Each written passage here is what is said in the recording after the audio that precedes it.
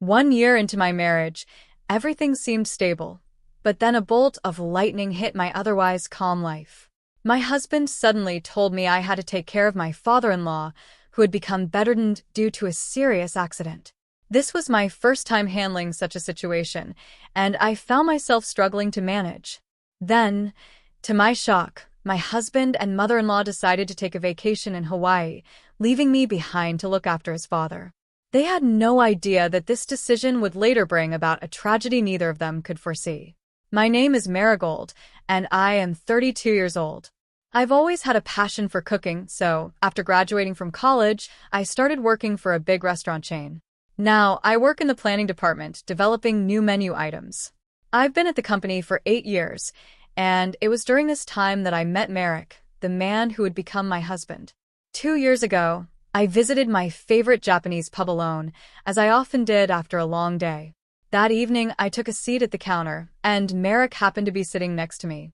We struck up a conversation, thanks to the pub owner, and we quickly discovered we were the same age. We got along well, exchanged contact information, and soon Merrick began inviting me out for dinners. As we spent more time together, I found myself drawn to his upbeat and fun personality, and before long, we started dating. It didn't take long for us to fall in love, and after dating for a year, we tied the knot 6 months ago. We now live in a cozy apartment, conveniently located between both of our workplaces. With both of us working, I sometimes slack off on house chores. But Merrick always reassures me with a smile, saying, "You don't have to be perfect at everything. I'm just happy being with you." It makes me feel at ease, knowing that the little things don't matter as much as simply being together. Merrick's sweet and understanding nature makes me feel lucky to be his wife. Our life together was filled with love and laughter, and even 6 months after getting married, we still shared these heartwarming moments. I truly believed that our happiness would last for years to come. But one day, everything changed. I came home from work, and instead of being greeted with the usual "hey" from Merrick, I was met with a heavy silence. Merrick was already in the living room, staring at his phone with a worried expression. My heart sank as I approached him nervously. "Merrick, are you okay?" I asked, sensing something was wrong. He barely looked up and replied, "It's my mom. She called." "Your mom? What happened?" "Dad had an accident," Merrick said, his voice filled with dread. The news hit me like a punch to the gut. I could hardly process what he was saying, but I knew we had to act quickly. I grabbed Merrick's hand, urging him, "We need to go see him right now." But Merrick shook his head. "We can't go yet." "Why not? Is he not doing well?" "He's not, but Mom's with him. She'll stay by his side until he gets better." There was nothing I could do, and Merrick's quiet response only added to my anxiety. I let go of his hand and sank into the couch, feeling helpless. My father-in-law had just turned 67, and despite his age, he had always been in good health, spending his weekends hiking and golfing. The idea of him lying in a hospital bed felt surreal. I could tell Merrick was struggling, too.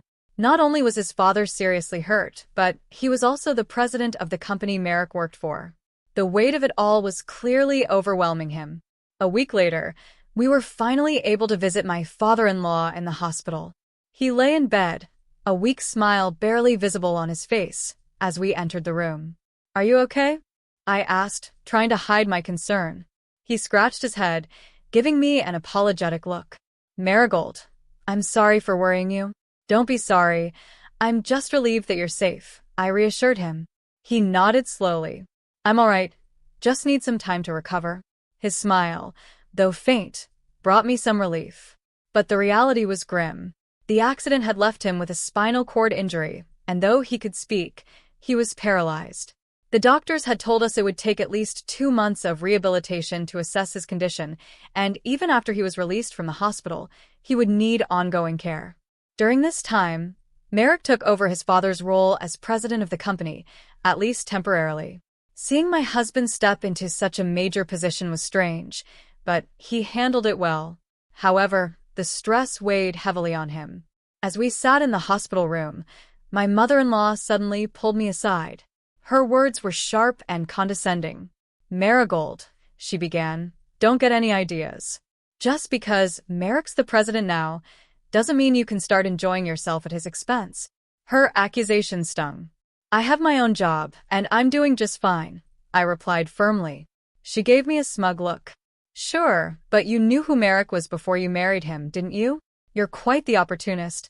Her insinuation was clear, and it wasn't the first time she had made these kinds of remarks. She seemed to think I married Merrick for his family's wealth and status, but the truth was, I had no idea about his background when we first met. Still, my mother-in-law's hostility had been there from the beginning, and I had tried to ignore it. But this time, I couldn't hold back. I didn't marry him for his money. I snapped back. Merrick's personality had always drawn me in, but now I couldn't help but feel betrayed. His mother's sharp words hit me hard. What are you on about? You talk to me as if you really know who I am, I shot back, but her gaze remained cold. Exactly. And no matter what you say or do, I will never approve of you, she replied with a smirk. My father-in-law, noticing the tension, asked, Is everything all right? It's nothing, she said quickly, glaring at me before turning away. It was clear as day. My mother-in-law adored Merrick. She probably thought I was just some woman who married her son for his money, especially since we tied the knot after dating for only a year. From the very first moment I met her at our wedding, she had been ruthless toward me. I never imagined she'd continue being so sarcastic and hostile. But what made things even more troubling was that Merrick seemed to worship her. A few days later, he dropped another bombshell on me. Marigold, you know that Dad will be released from the hospital in about 2 months, right? He began. Yeah, why? I asked, sensing something was coming. Well, when that happens, we're moving in with my parents, he said nonchalantly. What? I gasped. Where did this come from? Mom suggested it. She said this would be the perfect time for us to move in together. She can't take care of Dad by herself, he said, as if it were the most logical thing in the world. But we can't just do this so suddenly, I protested. What are you talking about? We're all in this together. Mom's really grateful, he said, brushing off my concerns. I felt utterly confused. It was obvious that Merrick and his mother had already made the decision, and my opinion didn't seem to matter. Every time I tried to bring up the subject afterward, Merrick ignored me, and his devotion to his mother only seemed to grow stronger. Meanwhile, his attitude toward me worsened. Each day, I found myself on the receiving end of constant criticism. How's the packing going? He'd demand. I won't be able to take time off for the move, so you'll have to handle it. You're also going to be in charge of all the housework and taking care of Dad. Don't let Mom down. I was already mentally drained by his words, and the looming move only made things worse. At work, the company was entering its busiest season, and I was barely keeping up with both my job and the overwhelming task of moving. I was physically and mentally exhausted. 2 months later, we moved in, and my father-in-law was finally discharged from the hospital. There was no time for me to catch my breath. I immediately stepped into the role of caregiver. My day started at 3 a.m. I'd prepare breakfast, do the laundry, and then head over to help my father-in-law with his morning massage and change his clothes. After breakfast, I'd feed him before heading to work, always rushing because my time was stretched so thin. Despite my efforts, my mother-in-law was never satisfied. Every morning, just as I was about to leave for work, she would stop me. Marigold, can I have a word? She'd say. I'm sorry, I'm running late, I'd reply, trying to get out the door. What's your rush? Sit down. I need to talk to you about breakfast. It wasn't good enough today, she'd insist, her voice filled with disapproval. I'll fix it when I get back, I'd say, desperate to escape, but she'd raise her voice and demand, no. Sit down. Now. These confrontations made my heart race and my head pound. I started having panic attacks, and my stress levels skyrocketed. Every day, it felt like I was walking on eggshells, trying to avoid triggering her complaints. I was barely making it to work on time, and my coworkers began to notice. They knew something was wrong, but I couldn't tell them the truth. 3 months passed since my father-in-law's return from the hospital, and I was drowning in responsibilities. When I came home from work, I had to start preparing dinner immediately. Even after rushing through it, my husband would find something wrong with every meal. What is this, Marigold? I come home exhausted, and you expect me to eat fish?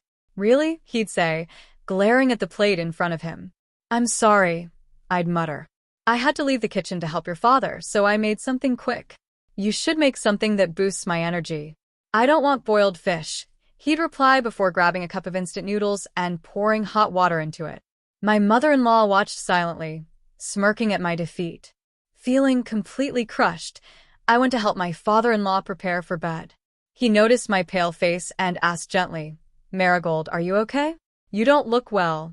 I'm fine, I lied, forcing a smile.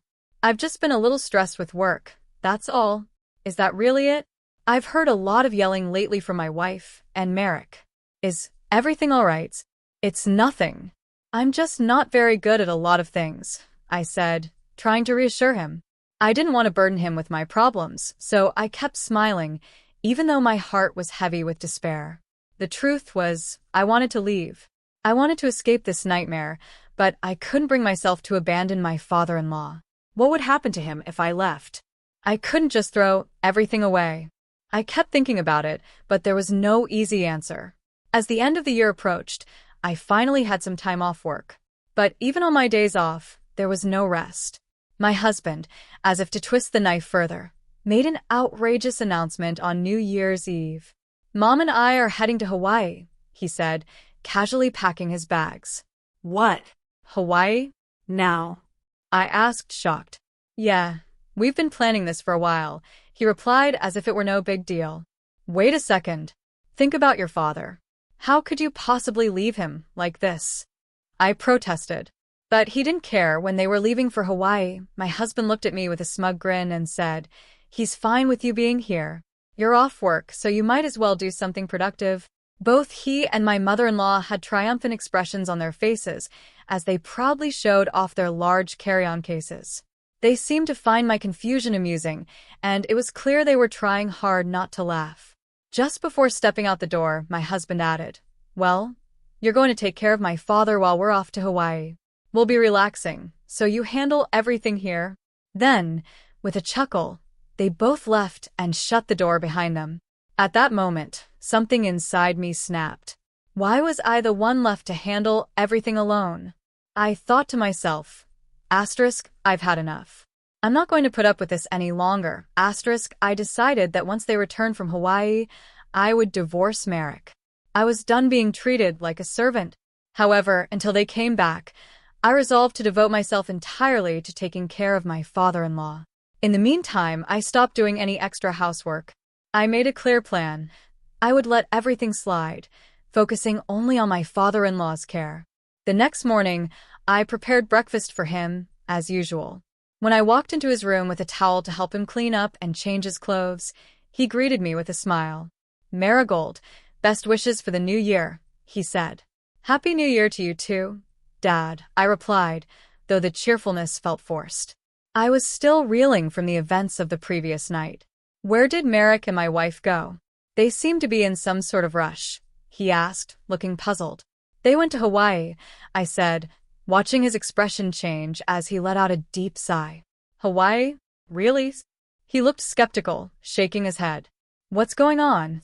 Suddenly, his mood shifted, and he gave me a curious smile. Marigold, I've been waiting for the right moment to talk to you.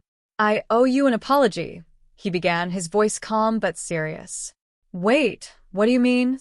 I asked, not understanding where this was headed. He continued, I've been able to get out of bed on my own for a few days now, but I kept it to myself. I wanted to see how things played out. Confused, I asked him to explain further. Slowly, he revealed everything. He told me that he had noticed how I was being mistreated, how Merrick and my mother-in-law had been ignoring his needs while pushing all the responsibility onto me. I asked them to help me with small errands, but they refused. They didn't care at all. It wasn't just that, though. My father-in-law shared that he had received complaints from the company's executive director. Apparently, Merrick had been slacking off as acting president, and this trip to Hawaii was the final straw. My father-in-law suspected that Merrick had used company funds to pay for it, so he had asked a representative to monitor Merrick's actions. Sure enough, Merrick's mismanagement and laziness were exposed, angering everyone at the company. As soon as I get back, I'll be returning as president, my father-in-law told me. And as for Merrick, I'm going to fire him. He's not fit for this role. He then revealed another surprise. While Merrick and my mother-in-law were away, we were going to change the locks on the house. They won't be coming back here, he said firmly. I was stunned, but I felt a wave of relief. Things were finally falling into place. A week passed, and then one afternoon, the doorbell rang. The front door rattled as Merrick and my mother-in-law, fresh from Hawaii, tried to get inside. The intercom buzzed incessantly. I picked it up, calmly greeted them, and asked, "How was your trip?" "What?" "Marigold. Open the door," Merrick demanded. "We can't get in." "I can't do that," I replied coolly. "Your father told me not to." Merrick sounded frantic. "What are you talking about? Just open the door already." "Oh, and by the way," I continued, "I heard your trip was paid for with company funds." I cared to explain that. His voice faltered. How did you know about that?" I watched their shocked faces on the monitor, struggling to hold back my laughter. Just then, my father-in-law joined the conversation, his voice firm and full of authority. "So, you really did embezzle money from the company, didn't you?" Merrick was taken aback. "Dad? How are you standing?" "I've been able to stand for days now. Thanks to Marigold helping me with my rehab," he replied. "And I know all about your behavior at work, thanks to the managing director. You've been lazy and irresponsible." "Dad, no. That's not true," Merrick stammered, panicking. "Enough," my father-in-law cut him off. "You're fired. You're no longer welcome at the company. Pack up your things and leave the office immediately." Merrick was now in tears, pleading through the monitor. "Marigold, please, you won't leave me, will you?" I couldn't hold back any longer. I snapped. "What are you talking about? Do you have any idea what you've put me through? You and your mother have taken advantage of me from the start, forcing me to care for your father while treating me like a servant. Do you even realize how much I've suffered?" "Calm down, Marigold. I'm sorry. I'm really sorry," he cried. "Your apology means nothing," I replied coldly. "When you left for Hawaii, I realized there was no point in continuing this marriage. I don't want anything more to do with you. I'm done." Merrick stood there, dazed, as my mother-in-law rushed to support him. It was a pitiful scene, mother and son united in defeat. My father-in-law, holding the divorce papers I had picked up earlier, stepped forward and handed them to Merrick. "Sign these now," he ordered. Merrick and my mother-in-law signed the papers without protest, knowing they had no other choice. I kicked them out of the house and locked the door behind them.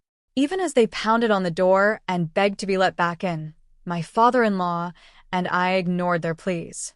Since that day, I haven't seen either of them. Rumor has it they're both unemployed and living in a comic book cafe, picking up odd jobs just to get by.